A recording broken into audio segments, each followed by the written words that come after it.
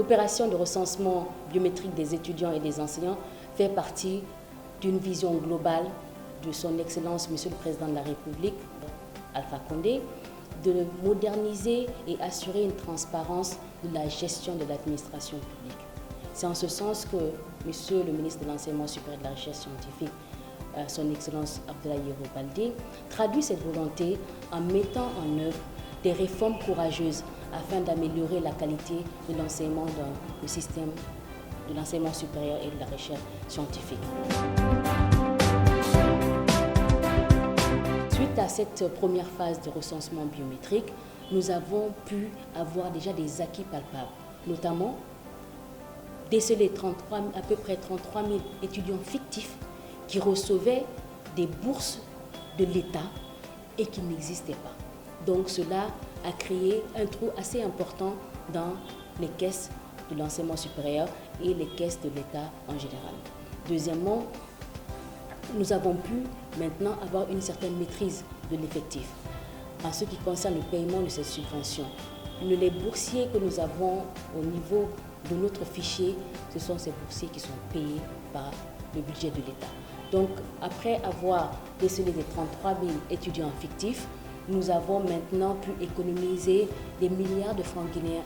Ce que nous avons, ou nous sommes en train de réinvestir pour améliorer le cadre de vie de nos enseignants, de nos étudiants, pour améliorer les infrastructures, les équipements, les laboratoires dans toutes nos institutions d'enseignement supérieur du pays. D'entrée de jeu, il est demandé à toutes les institutions de présenter une liste sur laquelle figure le nom de tous les gens qui sont concernés par des opérations d'enrôlement. Et après, on vérifie sur la liste, effectivement, est-ce que l'étudiant qui est en face de nous, il est inscrit sur une liste et que l'institution reconnaît. Une fois que cela est bon, on vérifie les documents qu'il a à sa possession, voir est-ce que les documents sont authentiques, savoir son extrait de naissance, surchargé, et le diplôme, la photo, et ainsi de suite. Et quand toutes ces conditions sont réunies, il a accès à la salle. Le recensement biométrique commence par Doupol, parce que Doupol est la première étape où carrément tous les étudiants sont censés se retrouver une fois qu'on est détenteur du bac. Et donc c'est le point de départ. Alors, l'outil permet également d'identifier ces personnes, parce qu'une fois dans cette base, c'est que vous avez un numéro identifiant étudiant. Alors, tout le monde est tracé par ça.